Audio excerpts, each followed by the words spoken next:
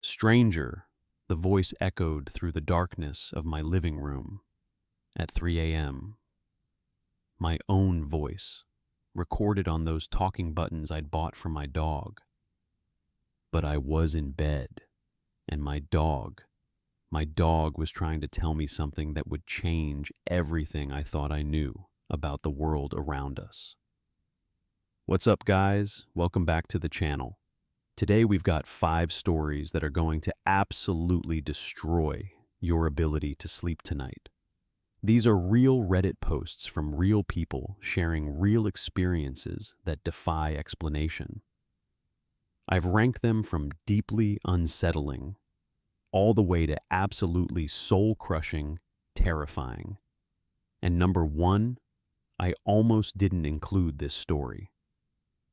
The implications of what happened will stick with you long after this video ends. You'll understand why. Let's get into it. Number 5. I bought talking buttons for my cat, but the cat wasn't the only one who used them. This story comes from a father whose world had been shattered. His son Vin had died in a car accident on the same day he'd received a scholarship to his dream college. One moment, pure joy. The next, everything gone. All that remained was his son's cat, Terrible Terry. A tabby who had loved only Vin, and now spent her days curled up on the windowsill where she used to watch him play piano. The father resented this cat, but she was all he had left of his boy. Vin had bought those talking buttons before he died. You know the ones, those devices that let pets speak by pressing recorded words: food, cuddle, outside, music, and 2 more buttons that would prove to be the most important: Dad and Vinny. The father thought it was all nonsense, just people projecting meaning onto random animal behavior. But after Vin's death, something impossible began to happen. Late at night, when the house was silent and empty, he would hear the buttons being pressed. Not by the cat. The cat would be curled up next to him, fast asleep. But somehow, impossibly, the buttons would activate. First, it was just music. The button would press, and somehow, faintly, he could swear he heard the ghost of piano music drifting through the house. Then came Vinny. Vinny. Vinny. Over and over, as if someone was trying to remind him they were still there. But the moment that broke him completely was when he heard the sequence that should have been impossible. Love, you, Dad. Pressed slowly, deliberately, by invisible hands in the darkness of his son's empty bedroom. The cat wasn't using the buttons. She never had been. But someone else was. Someone who wanted his father to know that death might not be as final as we think. Number 4. I'm a highway patrol officer. My eyes saw a tired family, but my dashcam saw rotting corpses smiling at me. Officer Matthews was patrolling his usual route, a desolate stretch of highway that ran between a deep lake and dense forest. It was 2:15 a.m. when he spotted the minivan ahead of him, swerving slowly across the yellow lines. Protocol was clear: burned-out taillight, erratic driving, textbook traffic stop. He activated his emergency lights and pulled the vehicle over. What approached his window looked like any tired family on a long road trip. The driver was a middle-aged man, slightly disheveled but polite. In the passenger seat sat what appeared to be his wife, and in the back, 2 young children who seemed to be sleeping. The man explained they'd been driving for hours, were exhausted, just trying to get home. Everything seemed normal. Matthews ran the license, wrote a warning for the taillight, and sent them on their way. just another routine stop on a quiet night. But when he returned to the station and reviewed his dashcam footage, what he saw on that screen made his blood freeze. The family he had spoken to, the tired but normal people he had interacted with face to face, they weren't there. Instead, the camera had captured something else entirely. 4 figures sat in that minivan. But they weren't alive. Their skin was gray and mottled, hanging in tatters from exposed bone. Their eyes were black, empty sockets that somehow still seemed to track his movement. And their mouths were stretched into impossible grins that split their faces nearly in half. He had looked directly at them, had a full conversation with the driver, had seen a normal, living family. But his camera had seen the truth. He had pulled over a car full of corpses, and somehow they had made him see them as human. The license plate he had run came back to a family of 4 who had died in a car accident on that exact stretch of highway 15 years ago. Number 3. My wife works downtown. No one has left her building in 48 hours. It started as just another late night at the office. His wife Ella texted that she'd be working late on some big project, something involving neural networks and visual processing. He went to bed expecting her home by midnight, but morning came and her side of the bed was still empty. He tried to rationalize it. Maybe she'd come home late and left early. Maybe she was just buried in work. But when his texts went unanswered and his calls went straight to that weird, glitched voicemail message, the worry began to eat at him. By the second night, he called the police. The officer who took his report was strangely evasive. Said they'd look into it, but seemed more interested in what building she worked in than in actually finding her. That's when he decided to go downtown himself. The building where Ella worked stood like a glass monolith against the night sky. But as he approached, he noticed something wrong. Every window was lit up, every floor glowing with fluorescent light. And in those windows, figures, dozens of them, standing perfectly still, staring out at the street below. He tried to enter the lobby, but the doors were locked. A security guard sat behind the desk, but when he knocked on the glass, the guard didn't move. Didn't even blink. Just sat there, staring straight ahead with the same vacant expression he'd seen in all those windows above. His phone rang. Ella's number. But when he answered, what he heard made his knees buckle. It was her voice, but wrong, mechanical, repeating the same phrase over and over. The project is complete. The project is complete. The project is complete. In the background, he could hear other voices, dozens of them, all saying the same thing in perfect unison. He looked up at the building, at all those glowing windows, and realized the horrible truth. Whatever that company was really doing, it had finished its work, and everyone inside, including his wife, had become part of something that wasn't quite human anymore. Number 2, I taught my dog to use talking buttons. What she told me terrified me. Cookie was a high-energy Papillon mix who had mastered 20 talking buttons. Food, outside, play, the usual suspects. But late one night, she pressed a word that sent ice through her owner's veins. Stranger, followed by the patter of tiny paws across the hardwood floor. Stranger. Outside.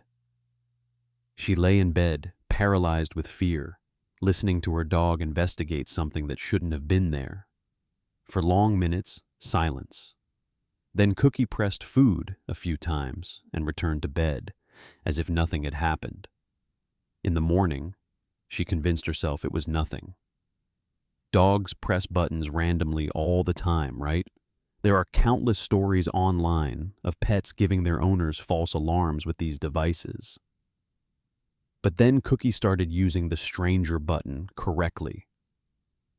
When the UPS driver approached, she hit stranger and ran to the door, hackles raised, growling with an intensity she'd never shown before. The driver was impressed, asked if the buttons really worked. That's when Cookie demonstrated just how well they worked. Outside, she pressed. Then food, mad. But the random sequences were getting stranger, more specific. And always at night, Cookie would press stranger and investigate areas of the house where no stranger should be able to hide. The worst part wasn't the false alarms. It was the growing certainty that they weren't false at all. Cookie could sense something that human eyes couldn't see, something that visited in the darkness, something that triggered every primal instinct in her small body. And whatever it was getting bolder. The stranger button was being pressed more frequently. Cookie's behavior was becoming more agitated. She would stare at empty corners, growling at nothing, her entire body trembling with fear. The technology meant to bridge the gap between human and animal communication had revealed something far more terrifying. There were strangers among us, invisible to our eyes, but clear as day to those with sharper senses. And they were watching, waiting, growing closer every night. Number 1. For the last 30 years, I have been paid to guard a single gravestone. 30 years. 30 years of sitting in a cemetery from sundown to sunup, 4 nights a week, staring at one weathered gravestone. The man who took this job doesn't even know who's buried there. The name is too worn to read, just a B and an R visible on the crumbling stone. Died in 1872. That's all he knows. The job found him at his lowest point. Dumped by the love of his life, career in journalism falling apart. He'd gotten drunk and fallen asleep at his desk. When he woke up, there was an envelope in his lap. A letter with a wax seal that hadn't been there before. The letter was from anonymous benefactors offering him a job. Guard a grave at Blackstone Cemetery. Contact them immediately if anything out of the ordinary occurred. The pay was incredible, more than he'd ever made as a journalist. When he called the number, he heard only static and shallow breathing. He said 2 words, "I accept." They hung up. The second letter came with instructions. His first shift would begin the following Sunday. He was to bring nothing but a chair and a thermos. He was never to leave his post, and under no circumstances was he to fall asleep. For 30 years, he's followed these rules. For 30 years, he's watched that grave through long, cold nights. Most of the time, nothing happens. He sits in silence, surrounded by the dead, earning money from employers he's never met. But sometimes things go wrong. The first incident happened in year 3. He dozed off for just a moment and woke to find the gravestone had shifted. Not much, just a few inches. But the ground around it was disturbed, as if something underneath had tried to push its way out. In year 7, he heard scratching. Faint at first, then growing louder. The sound of fingernails on wood, coming from directly beneath the stone. It lasted for hours, desperate and relentless, until the first light of dawn brought blessed silence. Year 12 brought the voices, whispers in a language he didn't recognize, seeming to emanate from the earth itself. When he called his mysterious employers, they simply said, "Continue your duties, do not engage." But the worst incident happened just last month. He arrived for his shift to find the gravestone cracked straight down the middle. The earth around it was soft, freshly turned, and there were footprints leading away from the grave, bare feet with toes that seemed too long to be human. He called the number he'd been given 30 years ago. For the first time in 3 decades, someone answered with actual words. "Thank you for your service," the voice said. "Your contract is complete." The line went dead. When he tried to call back, the number was disconnected. He went home that night for the first time in 30 years without completing his shift. The next morning, the local news reported a series of unexplained disappearances in the area around Blackstone Cemetery. 12 people vanished without a trace. The only clue was strange footprints found near their homes, bare feet with toes that seemed too long to be human.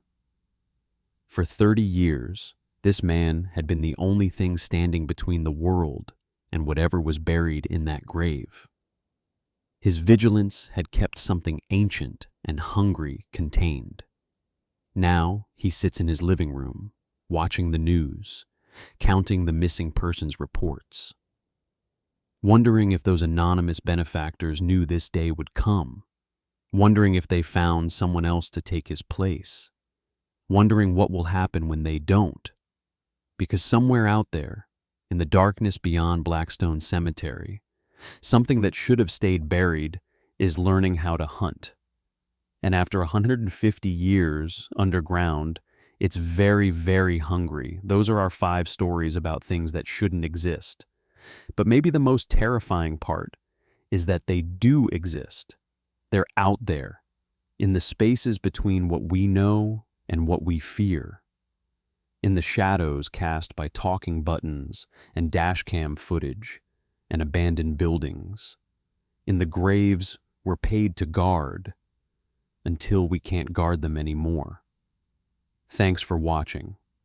If these stories kept you up tonight, you're welcome. And remember, sometimes the things we can't see are the most real of all. I'll see you in the next one.